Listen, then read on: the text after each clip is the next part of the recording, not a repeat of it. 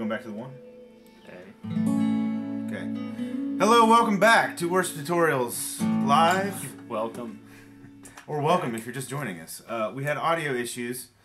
This happened a while ago. I need to revisit my whole live stream setup. It's a brand new link now. The old link doesn't work. Yeah, so if you're not here, it's because you're on the old link. And we're back. Jeremy, hello to you. Let us know if you're hearing audio looping.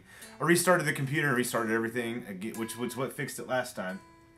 I need to invest in better hardware and software for live streaming. Hello, Danny from Vancouver. Kim, hey. Hey, guys. Hey, guys. Hey, Curtis. Hey, Jeff. Hey, Patrick. Hello from Germany. Glad you're all back. Hopefully it's going to be better this time. So, yes, the title of this is Ask Us Anything. Yes. And we had some questions. Audio is solid. Thank you, Jeremy. We had questions on the last, the one that we just put up. And the audio was messed up. The first question was, the song from Hillsong, So Will I, 100 billion times. How is that going to be for congregational engagement? Because there's a lot of words. Yeah. What's your take? Here's what I... Okay. This is going to be easy. Let me put this down. We got people from everywhere, by the way. Here's Croatia, what I was Dubai, told. What I was told about India. any question, period. Okay. When, if I had a question about something, about whether or not I should do something, Yeah. probably don't want to do it then. Like always. Yeah, like when I was a kid in student group, there. You mean if students? if you got a question? If you got to asking a question about something, you probably already know the answer. You have to ask. So like, hey, I feel like I can't bring my CD player on this trip. This is before like iPhones and all that. the student pastor would look at me and be like, "You're asking. It's probably because you already know the answer." You gotta ask. You should. So there's nothing necessarily inherently wrong with the song. There's a video that you did with lots of talking about evolution. lots of great civil conversation. There is no such thing as civil conversation on YouTube. Christians, ironically, It's just, hey, I've got some mud here. mean. I'm going to throw it into your face. Yeah, exactly.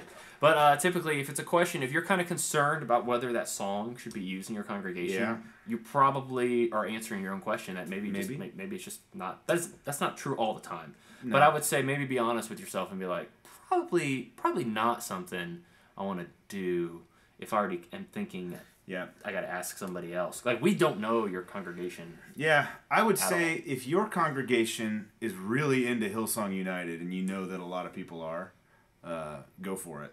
Yeah. I think it's a great song. I think it's a great song. I don't see us scheduling it in our church. I could see us doing it as a, almost like a special music kind of a thing. Mm-hmm. To illustrate, maybe if you're going to preach, if your pastor wants to preach a message on creation and nature and how it all glorifies God, then it's a perfect song for that. Yeah. And so, that's a good question. The best way to do it is just to try it and see what happens, but give it more than once if you're going to do that. Play it a few times. The other thing, I know some churches, like North Point Church, our friend Todd Fields. We need a horn. Just about to do that. Yeah. If you watch that pedal show, they use a horn anytime somebody anytime drops they a name name. drop. Yeah. We know Todd Fields. He used to be involved at North Point, I think. Yeah. So yeah, he's kind of like he's doing some other stuff now in his life, but which is super cool. They do a lot of stuff. They have a really strong student ministry, and so when they want to write a new song, they write a lot of songs, and their albums are fantastic, by the way. What they do is they do the songs in their student ministry, and they see how it goes there. Mm-hmm. And if it goes well for students, then they'll introduce it for their adult worship. That's at North Point Church. Yeah. And there's always going to be a fluke, way to do it. But it's a very good. He said the example was Sinking Deep. The kids loved it, and they went and jumped in and did it in the normal adult service. It's a great song. Big hit. It is a good song. Yeah. You got any other questions? I saw Jeremy asked us what we like on our burgers. Yeah. And in typical Friday tradition, we had cheeseburgers today. Medium. I like it a little bit pink in the middle, which can be a little sketchy if you're for hamburger because more surface area on the meat introduces more opportunity for bacteria and that kind of thing. Yeah. So I wouldn't eat my burger rare. No. But I like a little bit of pink. I'd eat my steak more rare than I would a burger. Oh, yes. Well, the inside of that steak hasn't been exposed to the air. You're right. The burger has. You're right. And so I like bacon on mine. Yep. Lettuce. onion, Heinz 57, pickle? and French fried potatoes. Jimmy Buffett. Jimmy Buffett. I keep looking at the wrong camera. By the way. Let me help you. Okay, thank you. There are 2 cameras over here. One of them is Brian, there's like 8 cameras in this room. Yeah, there are lots of cameras in this room. We're using this Ursula. It's not an Ursula. The sea witch from Little Mermaid. It is an Ursa. Ursa. By Black Magic. Isn't that what you get in your okay stomach? Can I have that here in my God glorifying studio? A product called Black Magic. If you can't use it here, where can you use it, Brian? Oh, I'm taking this thing and I'm using it to the glory of the name of Jesus Christ. Isn't an Ursa the thing you get in your stomach if you get stressed out? No, that's a. Why can't I think of that? It's an ulcer. Ulcer. Thank you. Okay, so... Ew, veggie burger. No, you may see yourself out, good sir. I like to eat a beef burger, thank you. Beef burger. Beef burger. And I don't like tomato on mine. And no turkey burgers. How about you? I like tomato. Give them the works, man. I want everything. Yeah. I want like a Dagwood style burger. I like mustard on my hot dogs, but I don't really like them on my burgers. I'm not. Sometimes a little okay mayonnaise. with it. You know, Cookout puts mustard on the burger. And they do, that. and so does How McDonald's. do you like your burgers, everybody? We feel like we spend a lot of time talking about hamburgers here, which my 4-year-old son calls hangabers. He still does. Hangabers. Oh, hangaber, daddy. All right.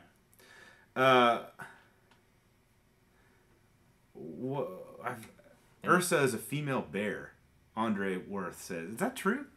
The name of this camera that I'm using, that you're looking at right here, that I use it's my main studio camera, is a Black Magic. Black Magic's name of the company, Ursa Mini 4.6K. That's the camera. Ursa Mini 4.6K. They have an Ursa Mini Pro out that is the same camera, just with more buttons on it, a few more features. Okay, I saw some onion rings are quite rad on ham. I like onion rings, but not on the burger. No, thank you. I've tried that. No, not into it. Okay, here's a good question. Mark McCullough asks. He wants to transition from acoustic to electric on the worship team. This is awesome. That is a great question. I actually would love to do an entire series on how to make the switch from acoustic to electric guitar. Because I've done it. I don't know how well I've done it, but I've done it. You've done well, Brian. Thanks. When I met Brian 5 years ago, almost the day, he really did it. He just started. Let me show you the chords I knew. G, C, D, E minor. K. That's all you need. Oh, A minor, B minor, C sharp minor. Brian's look at this. He's an animal. No. I will say we have a video about the five tips. This is a good one for making your guitar playing better.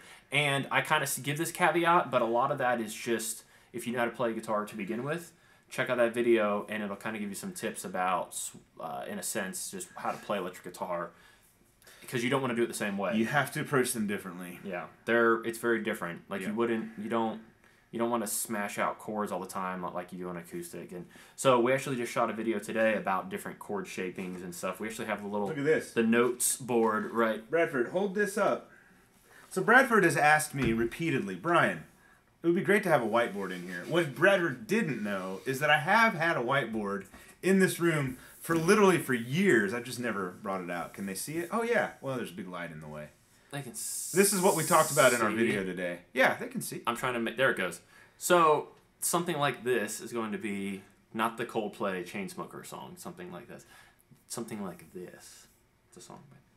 Never mind. It will be... We'll be showing some stuff and letting you know how to play some of the stuff that I mentioned in the first video. And it'll be great because it's not super tough stuff. And what's cool is what I show you in the video is will translate to multiple keys. It's not key specific, so you don't have to sit there and worry about how to use that same shape in 5 different keys or whatever. It's all movable and scalable. So yeah, here's the biggest thing I would say about. Here's the best illustration in my opinion. When you say you're gonna play G, C, D, E minor, and you're playing from acoustic guitar, you do this.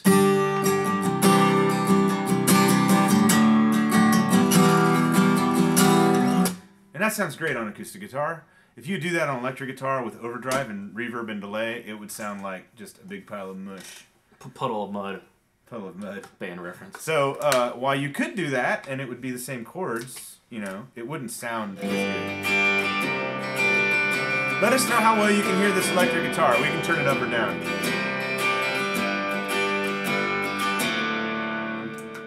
What I would submit instead of playing that like that is... That sounds way better.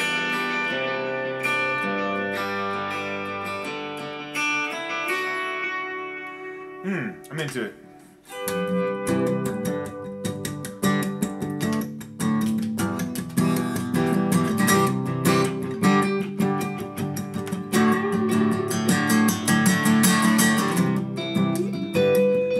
I don't know where we're going.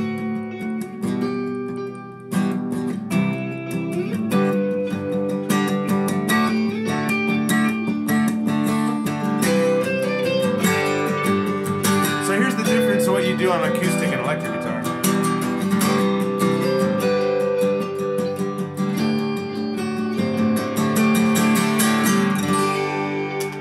Nice. Okay, yeah, so I submit to you, I will commit to this. I will find all of the best electric guitar players that I know, which would be Bradford and Brian Fuller down the road. Probably a few others. And make a series on transitioning from acoustic guitar to electric guitar. As a worship, now here's a question for you: are you a worship leader in your band? Like, are you the worship leader playing electric guitar, or are you just a guitar player? Yep. That's another. That's a big thing. That's another thing. How many guitar players are there? I would assume. Sorry. I would assume a lot of people are the only guitar player in the band who are asking this question, whether they're the worship leader or just playing the guitar. All right, I had a bug flying by me. I have cool name says he wants us to smash our guitars. I've done that. I will not. I've done that. Bradford has done that in a video on a commercial we did for New Hope, our church, and you got a little bit of pushback. I got some flack on that. It was the cheapest guitar, and I got like, think about the people that could benefit from that guitar. And I'm thinking, this would only make them hate the guitar. Yeah, and I was like, well, think about the people that'll see the commercial and come to church maybe and think, hopefully. hey, that's an awesome church, and get saved. I think they'd rather be saved than have a terrible $50 guitar. Yes, that thing was a piece of junk. Junk. Is that what we could say? Junk. Of junk. All right. Let's see. Other questions. I saw some more. Definitely play standard tuning. I would say 98% of the time. Oh, do you have a question about standard versus alternate tuning? But it's up to whatever you want to do. I've played in like a whole step down before, just so I could get fatter voicings for. I was playing the key of D, and I wanted to play E chords. I wanted to like keep some unison and stuff, and I did that on like on a telly. It was Fuller's telly, and I tuned it out a whole step. It sounded awesome. I did that before. We had a question: are Martin guitars the best for leading worship in church? Well, that's what we use. Sure. No, they're not. There's no best. There is no best. Whatever. Use what you like. Use what you can afford. Responsibly. I like Martin guitars a lot. Pod users, the Fuller, you're not Fuller, you're Brian. I am Brian. But Fuller does use a Helix as well. The Helix is like the Helix is not a pod though. It's correct, but it's like the steroid pumped up big brother of the pod. I guess they I would say the Firehawk is more like the pod. Firehawk is the pod series, yeah. But Brian used to use a pod. I used a pod for a long time. Yeah. And it sounds great and does the job quite nicely. I use a Helix now, and I'm happy with it. Yes. By the way, today we have come. Part of the reason we want to make this video, I wish you could see it. Hold on, maybe I can pan the camera around. What are we doing? I'm gonna show people what you're playing through. Oh, well, you can. You're gonna get a look. All right, I'm gonna. Oh, they're gonna see the floor, Brian. Navigate the yeah, that's fine. They can see it. As long as I can get us back. Here's what Bradford is playing through today. His main thing is the Kemper. Kemper. That is an MJT. That's more of a parts caster. It is. This isn't an MJT. These are Porters. And this is an MJT. Camera's looking at you, Bradford. Hello. And then, wait for it, the effects are all coming from... Whoop! Bam! The Helix. The Helix. So we're running the Helix. Just for effects. Into the Kemper. Out of the Kemper. Oh, can we go all the way around? Into the Universal Audio Apollo. Holy cow, look what just happened here. Gotta get that out of there before something breaks. into the Apollo, into the computer. All right, now back to the regularly framed. Oh boy, I'm not going to get back to where I was. Intern Kim Turn knows what the Kemper is. She's not an intern anymore. I know, but shh. All right, I got to set focus, Bradford. Look right into the camera. Okay, we're good. Okay, come on, Brian. All right, so if you enjoyed the studio tour, just let me know. We can do that again sometime. Okay. What songs are we playing on Sunday mornings? Jamie Huntington asked. Praises by Josh Baldwin. We're introducing that one. We do, okay, so we do a lot of songs by Hillsong, Elevation, And Bethel. Bethel. Those are our three, I would say. I'd say those are the three main groups that we grab songs from. So Not exclusively, but it just seems to kind of be that way. yeah. And we'll pull song. I mean, if a song speaks to one of us as worship leaders on our staff or our pastor, we'll grab it and run with it. So Yeah. yeah. Yeah, I'm excited to do praises. You want to It's a sing good that one one. later? You can sing it, Bradford. That'd be a good one. Oh, Gee Willikers. When we sing a song for you guys, which is going to happen soon. I've seen a couple questions about patches. First off, patches, they're all available on the website. Almost all of them, right? The Helix patches, almost all of them are up there. Yeah, I'm working on like a few more that are the best that I've had. So those should be available soon. Yeah. So how much reverb is too much reverb? Well, there is such a thing as you too need much to. reverb. There is such a thing. You need to check your heart, bro. And by that I mean, and I don't know. By that I mean though, you don't want to be swimming. All you're doing is making your guitar sound like it's further and further and further and further back. And then by the end of the day, your guitar is gone, and you're wondering why nobody hears them.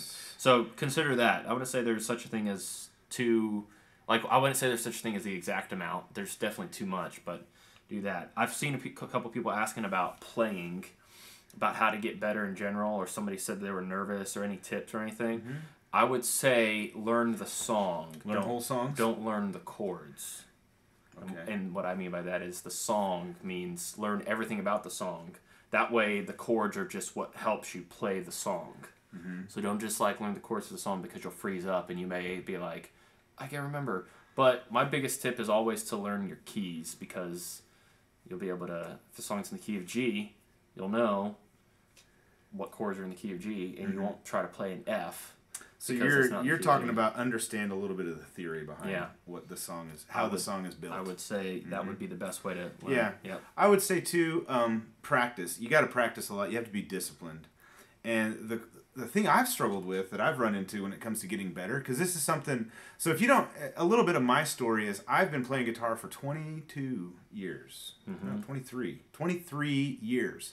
And I am at the skill level of someone who's played guitar maybe 5 years. That's how I feel, if they keep at it well. So I went through a long phase in my life. I picked it up when I was 15. My youth pastor taught me a few chords, and I started learning songs. Somebody had asked I saw this question earlier, what were the first worship songs we ever learned? Yeah. I'm thinking back to that time, and I can't remember those. What are some of those songs? This would have been in the mid-90s. I was 15 in the mid-90s, like 1994 is when I was 15 years old. I'm dating myself. So I was born in 79. So, so whatever was coming out in the mid-90s, those were the first songs that I learned. Probably some Delirious back then, you know? Some God of Wonders, perhaps. Third Day. Investigate me. And those, My Glorious. So I picked up a few what I would call cowboy chords. These guys.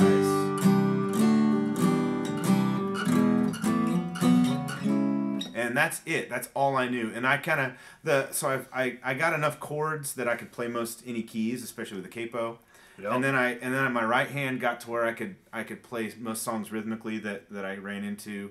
And then I learned like key signatures. Or time signatures, 4/4, 3/4, 6/8, that kind of thing.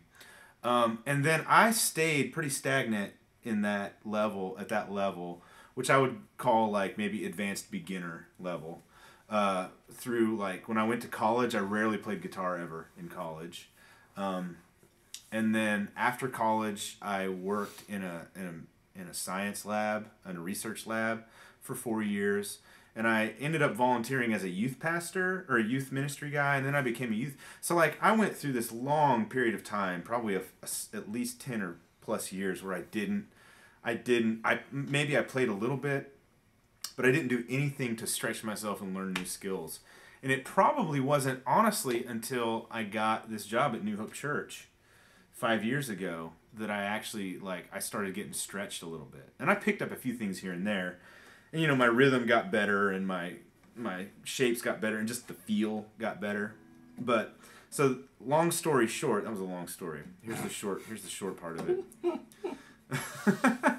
You have to find things, and you have to be proactive to find things to stretch you. So, there are some resources out there, like websites. True. I need the horn. And he teaches an open tuning. Yeah. An open C tuning, like Joey Landreth. Good gosh. Check out Tim Pierce. Tim Pierce. Guy's the man. Yeah. He's not a Christian, or I don't know if he's a Christian or not, but he's not a worship guy. Yeah. He's played on pretty much every top 40 He's one of the records. most recorded guitarists. One of the most. He's a session guitar player that lives in Los Angeles. He did a lot of Michael Jackson stuff. He's been on Michael Jackson stuff. He cool. does stuff for everybody. He's got his own studio. He is a killer guitar player, and he makes awesome videos. He's really good at explaining things. So check out Tim Pierce. It's pretty inspiring. Now, if you're trying to get real, nuts and bolts at the beginning, we got a handful of videos on that. But just learning your keys, just your common keys in worship, I would say, the alphabet. You know, the notes go A through G, right? Mm-hmm. I would say learn your chords in the key of, and not necessarily just how to play them, but just what they are. Learn all the chords in the key of A, just flashcards. Key of A, B, C, D, E.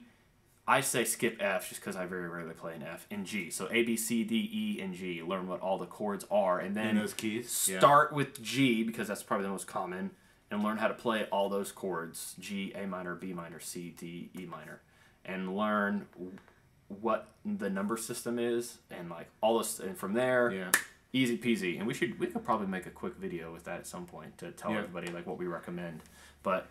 I would start learning music theory. It's not learning music theory, not all of it. You don't have to learn that. But if you learn your keys, you'll be a lot better off than, hey, we're going to play this song in the key of C. And you're just like, okay, I just know the chords of the song. And it just helps a lot, I think, when you know. It takes your palette of 100 some odd chords and it brings it down to just the chords you're going to need for the song. And it helps a lot more. Yeah. So.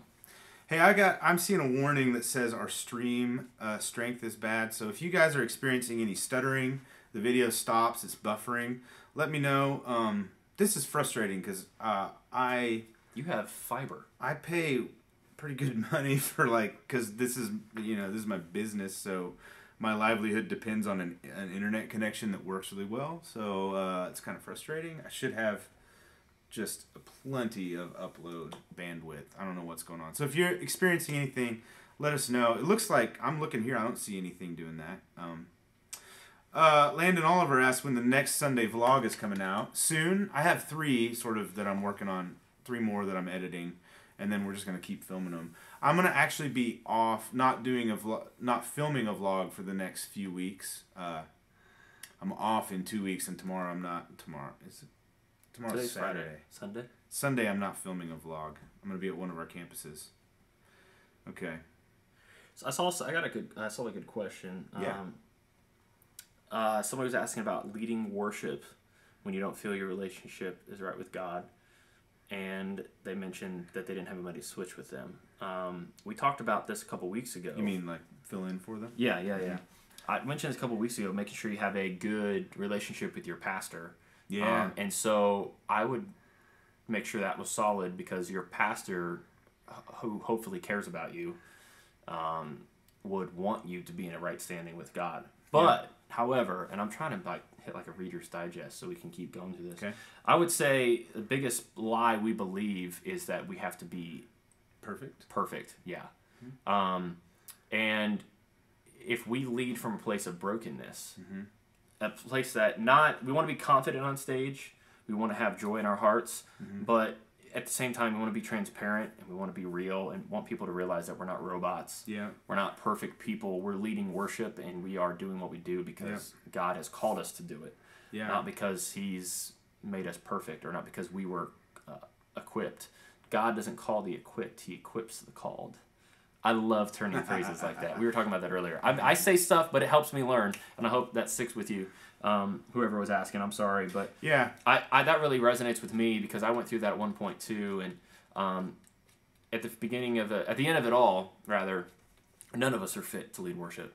We shouldn't be. Like we're sinful beings. We get the opportunity to do it.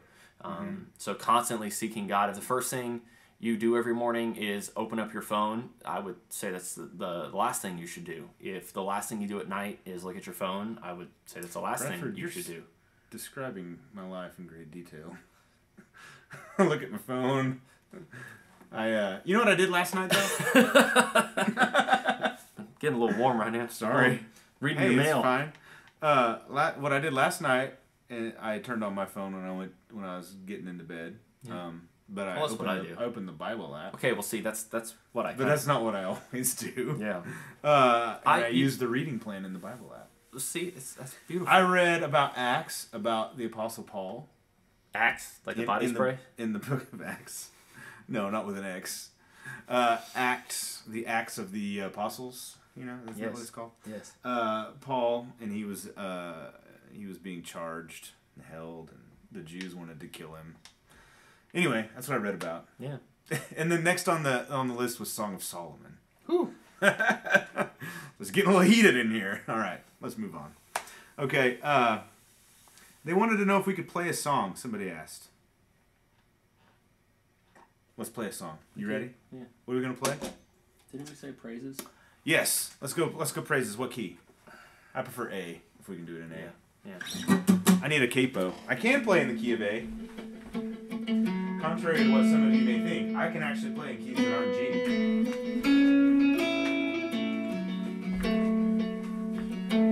But I'm going to use a capo and play in G this time. My face would have been all out of focus. Yeah, but I saw it. It looked.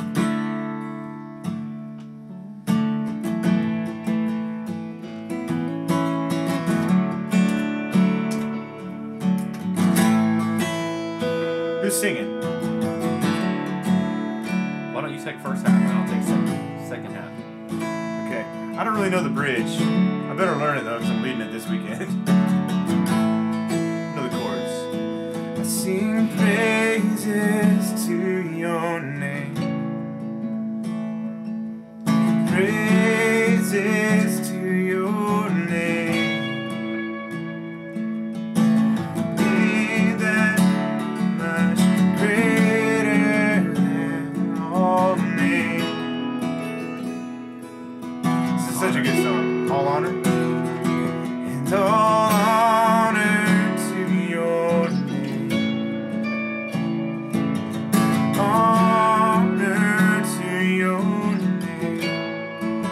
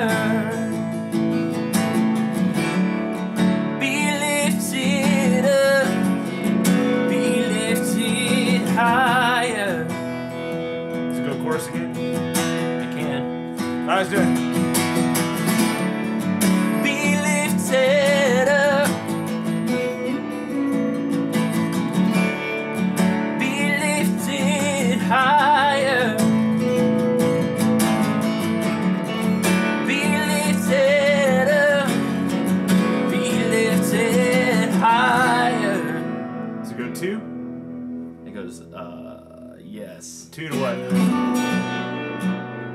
1 4. over. 1. 3. Again. 4. 1. 5. In other words, your name is home. Your name is home. Inside, home inside me. Your Name is life. a love that always finds me. Your name is life. Your name is hope inside me. Hope inside me. Your name is love. A love that always finds. Sing it again. Your name is life. Your name is hope inside. I'm in the wrong. Hope inside me. Your name is love. The love that always finds me. Always finds me.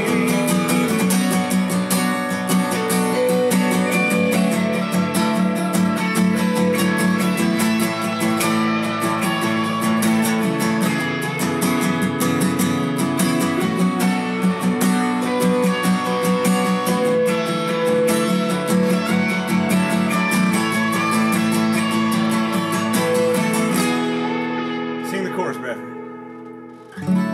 Praises to your name. Praises to your name. The name that's so much greater than all names. That's actually the verse. My bad. Oh yeah, what's Oh, the well. chorus? Be lifted up.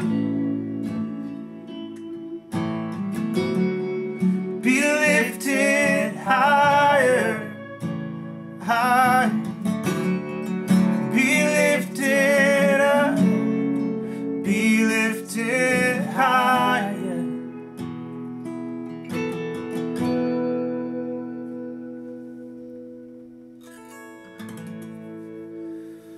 We should work on that if we're gonna do it on Sunday. Yeah. Well, are you doing it Sunday? I'm doing it Sunday. Yeah. We're both playing that. We're both leading that song on Sunday. So one, I didn't have the words. I need were to what learn. was I need to learn the messing me up. words, and two, Yeah. I need to learn the chords. But I do know. I'm familiar with the song. Yes. Actually practiced it early in the week when I saw it on the schedule. I practiced it. I did practice it. I just need to brush up on it. Okay, Stephen Whitney. Hello, Stephen. Says these guitars are nice. This is like the Sunburst tour of Sunbursts. This guitar and that guitar. This guitar was sunbursted by Martin Guitars. This guitar, I did the sunburst on it myself with spray cans. I always forget that because it looks so good. Dude, I am shocked at how good this came out. This was not my first attempt at finishing a guitar. Oops. I have finished a few guitars and sort of put together a few guitars before. This was the best one that I've ever finished. That's a nitrocellulose finish on there too. That's impressive, Brian. It took a long time for that to cure.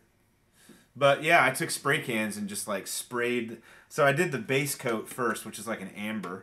And then this is like a dark brown with a little bit of red, and I forget the color name. But I just took a spray can. I did both sides too, and just sprayed it, and let the spray kind of at an angle like that. My advice, if you want to do that, and this is what I did: make cardboard cutouts and practice a lot on cardboard. There you go.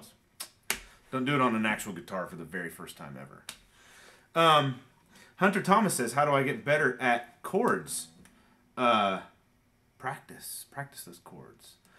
find a teacher. If you can find a local teacher who would be interested in teaching you and the things that you really want to learn. Because some teachers, in my experience, won't teach you the things you want to learn. They'll teach you the things that they think you should learn. And there are some concepts that are important for everyone to know, but yeah. Okay. What questions? We've had to have missed some questions while we were singing that song. I see guitar solo.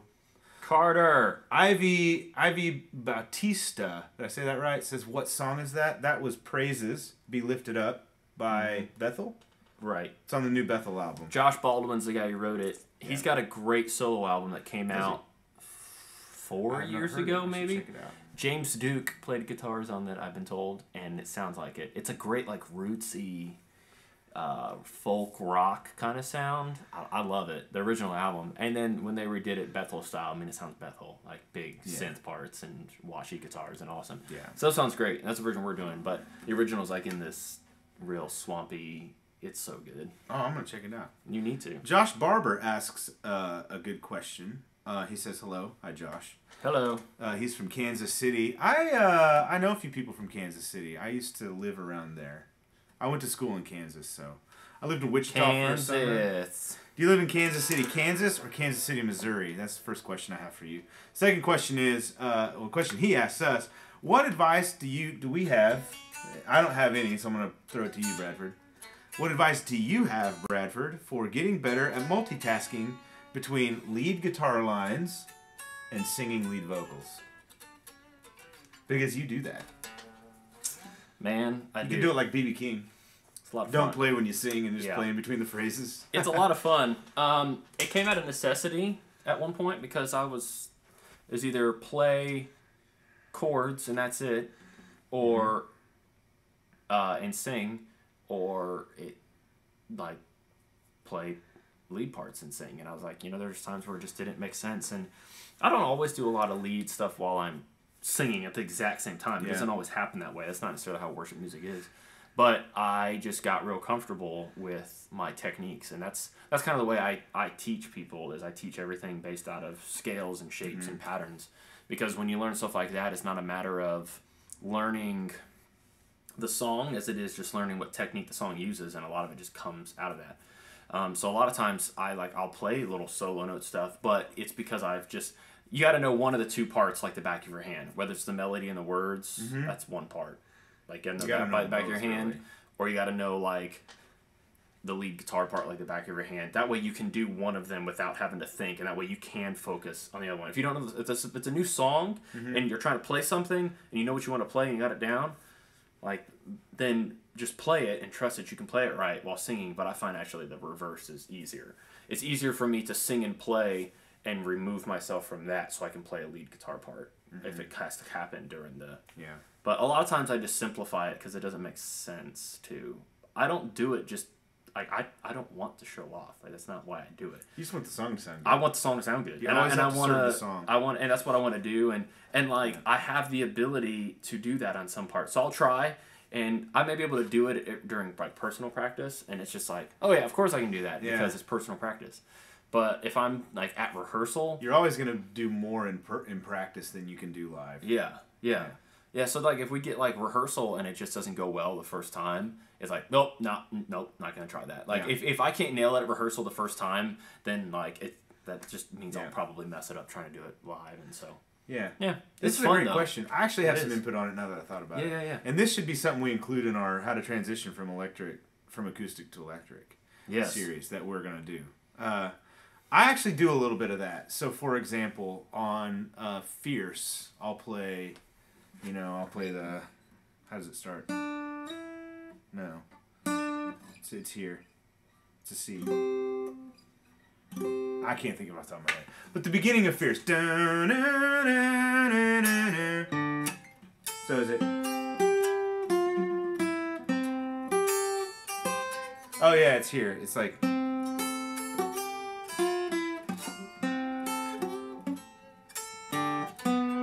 Obviously, I haven't practiced Fierce in a while.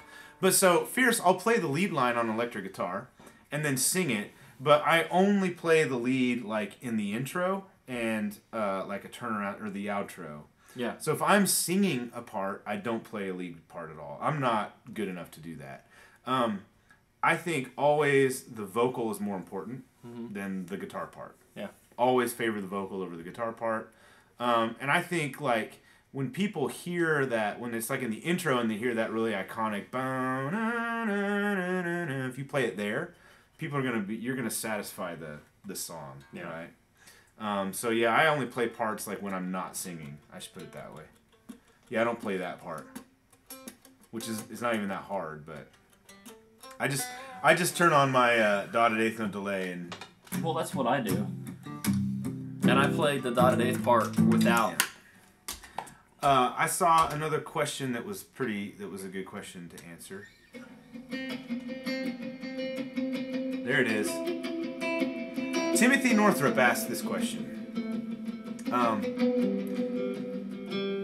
That's it, yeah. So Timothy Northrup asked this, and I think you asked me in a comment on the latest video I uploaded this morning. And he said, it was a similar question. He asked, what is my live acoustic signal chain? Do I use the LR Baggs Para DI?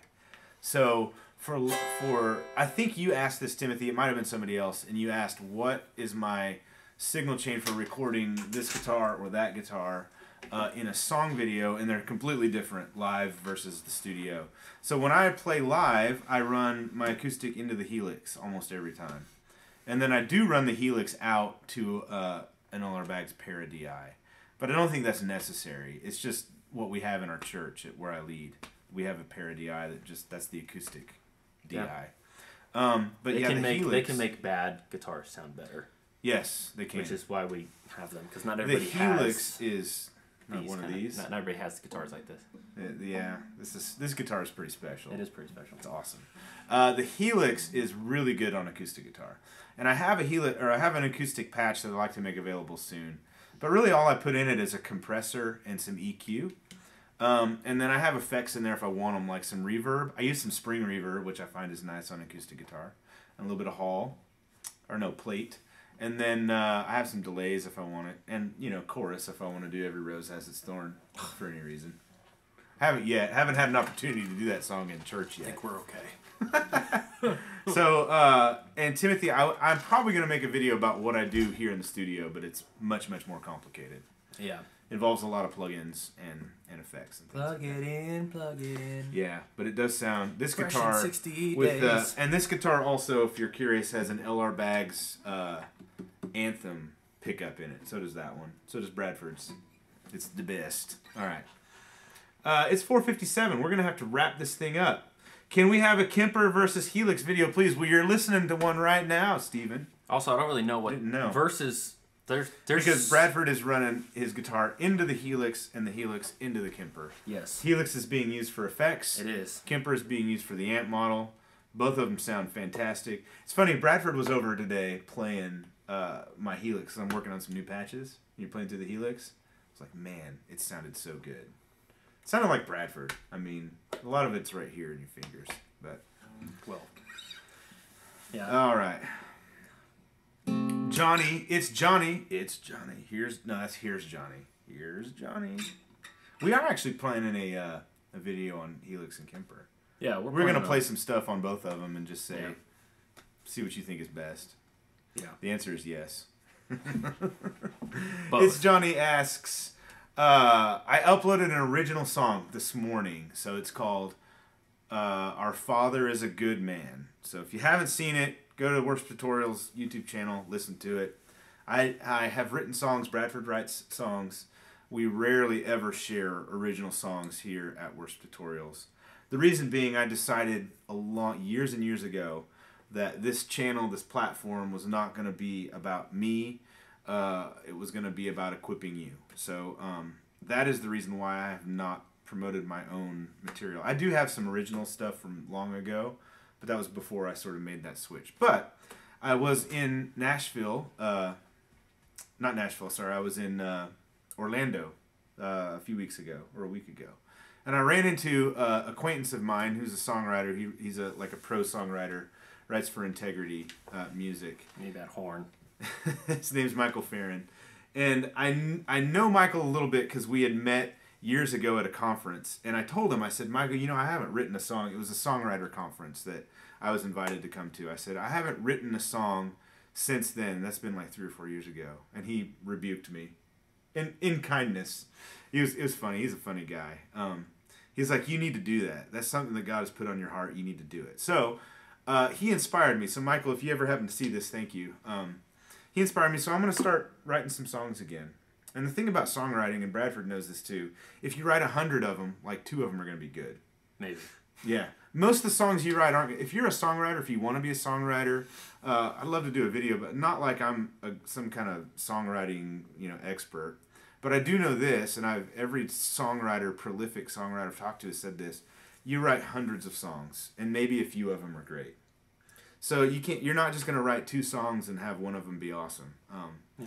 So that's the thing. You got to write a lot of songs. I heard Michael W. Smith talk to like a group of us worship leaders, worship students at Liberty, and he was talking to a few hundred of us, and he said, he goes, Michael W. Smith at this point, this was almost 10 years ago, and at that point he still had loads of songs. Oh gosh, the guy's a legend. He made a point because somebody asked him almost the same question, and he said that he has hundreds of songs that will never see the light of day. Yeah. They're on a hard drive at his house. He said he has a hard drive full of songs. And just hundreds of songs, song ideas, hundreds of song ideas, melodies, full song, demos, whatever.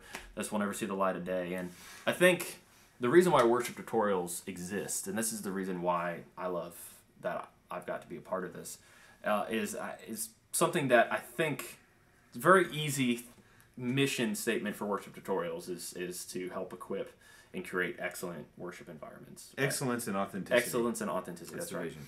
However, at the root of all of this, part of the reason why we want to do this and why I like doing this is because people over-evaluate how to write songs, how to create worship environments, how to play guitar, how to sing, everything. And they're good questions. It means you can't manage what you don't measure. So if you're not checking and trying to get better at things, there's my turns to the phrases again.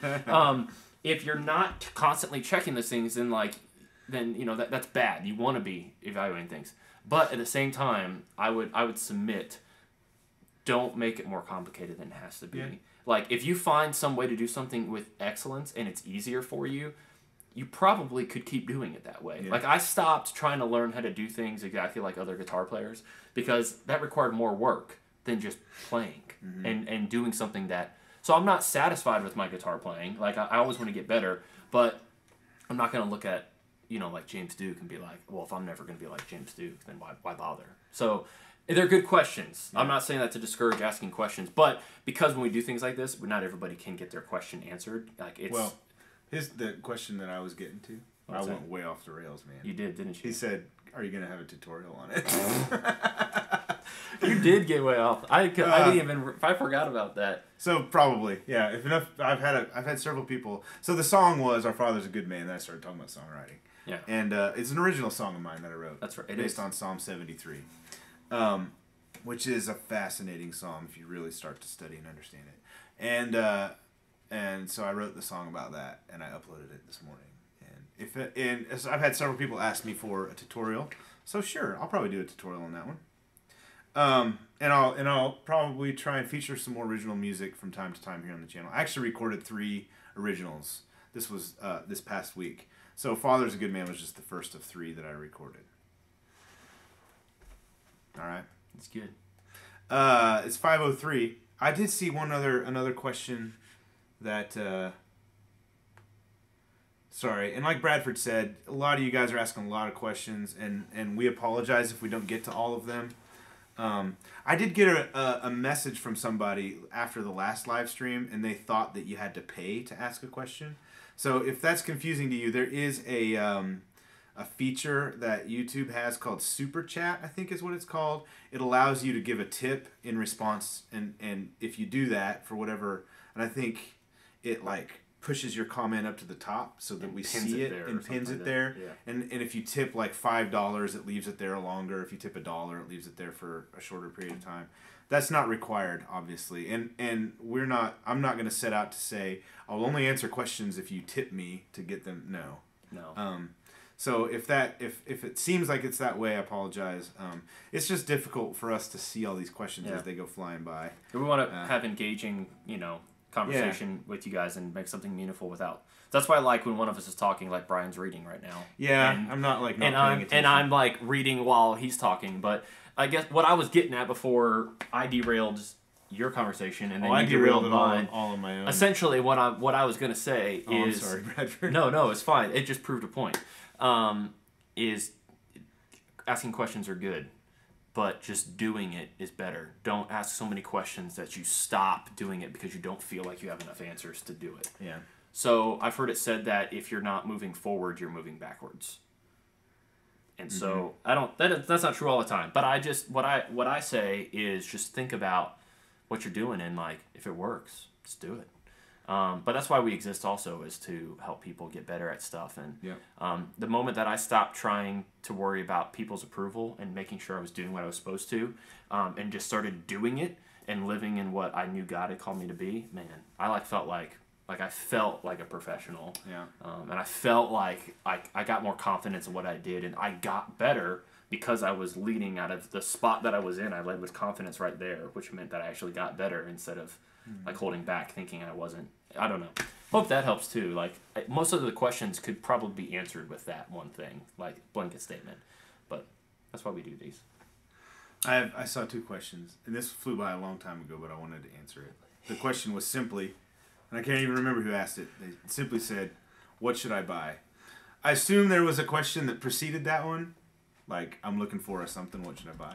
But let's answer this open-ended question, You Bradford. should buy What some should of that, this person buy? some of that GAC stuff What is that GAC? Nickelodeon made, and it's Man. silly putty. Where did that come meets from? Slime. I don't know. Just when you said that, that's the first thing I thought of. You should buy GAC.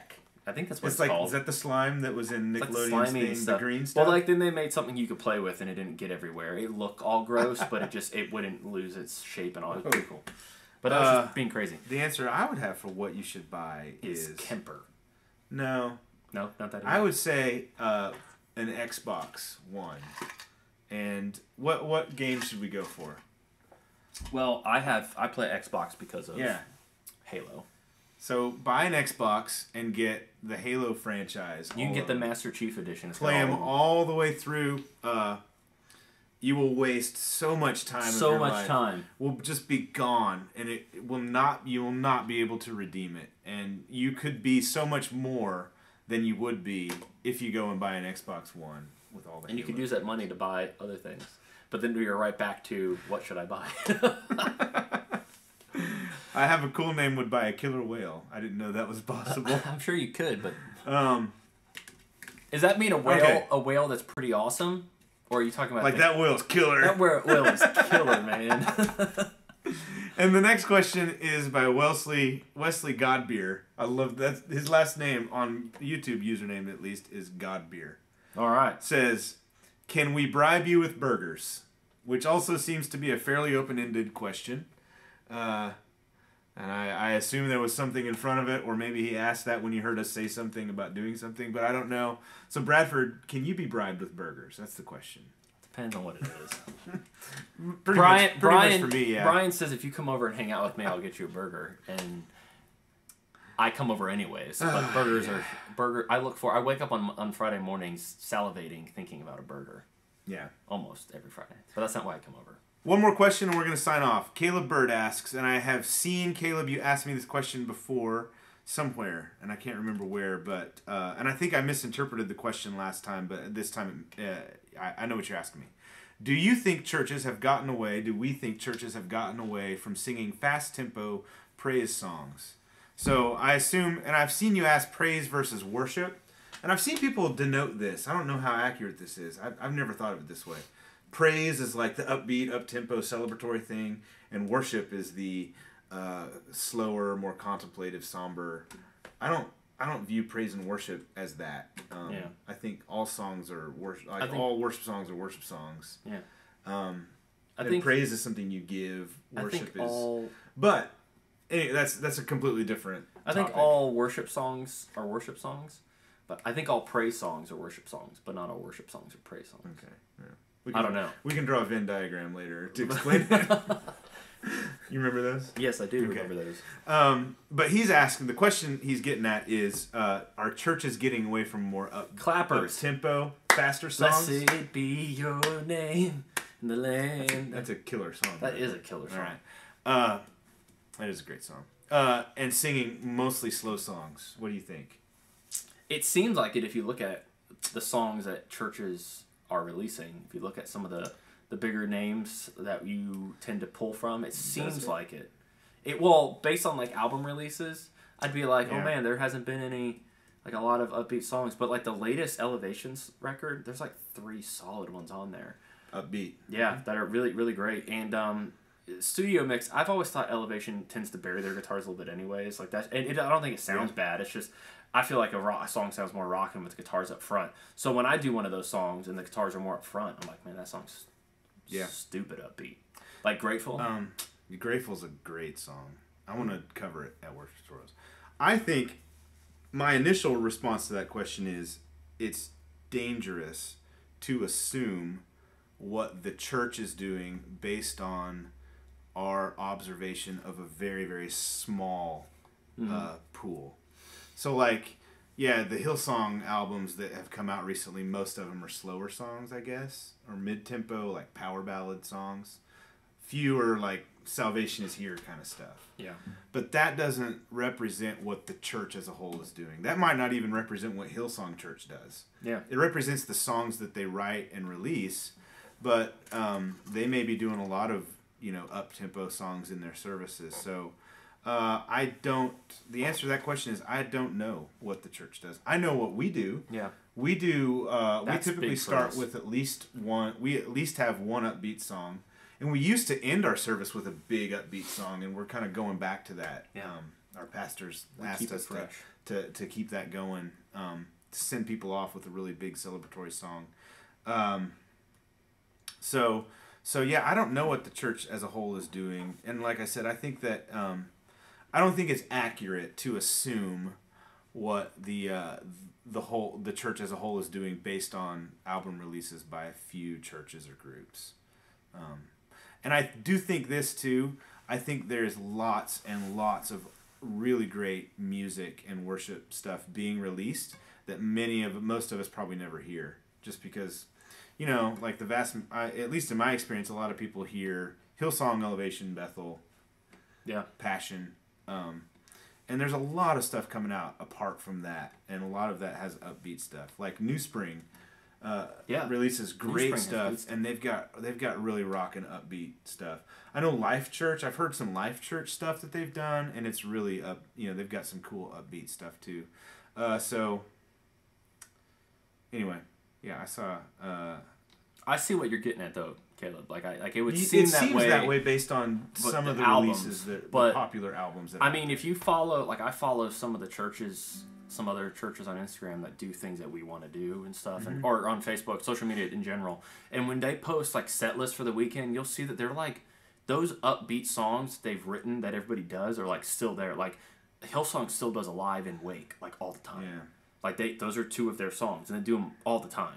Now I don't know enough about Elevation, but I know they dip into their pool. They'll do Mighty Warrior, and Bethel dips into their old school 2-3 years old still. So I think a lot of times people think we have to ditch a song after 2-3 years old is pretty new. Yeah, I'd say people think we have to ditch them. Yeah.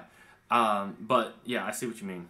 But yep. So that's a good question. And there's actually you can find some great resources out there, because it seems to be a lot of times people ask, what are some good fast songs or up-tempo songs to sing, to open a service with, because you find a lot of power ballads and really slow songs when you just look at what's popular in the genre.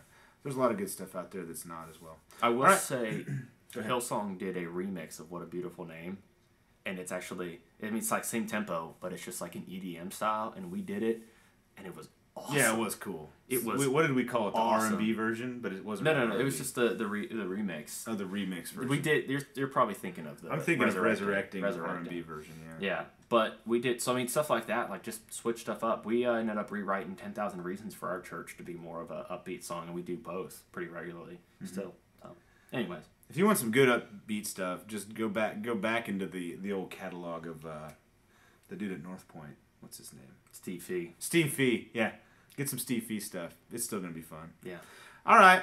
Thank you guys so much for hanging out with us today. It's 5:15 here on the East Coast in the United States of America. That means it's almost time for burgers again. Again? No, I'm burgered out for the day. Well, that makes one. But I do have to go pick up my child from daycare pretty soon. So thank you guys for hanging out with us, for asking questions. Hopefully you've enjoyed this time together. Live streams are not going away, although they have been a little bit inconsistent. Few and in the far past. between, yeah. Stuff happens. It does. And I don't know what's going on next week. Coming up here though, in a few weeks, I'm gonna be taking a solid probably 3 months. Nah, maybe not 3 months. A solid maybe month off of doing this kind of content. So some stuff going on I won't be able to. So, but hopefully we'll get in a few more before then, and then it'll pick up quickly after that. Yes. So, anyway, thank you so much for watching. I'm trying to make this graceful again. You have anything to say? Final parting words, Bradford? Bye-bye. If you want to bribe me, find me on Instagram at BN Mitchell. Follow him. We'll talk. All right. Bye-bye. Burgers, pedals.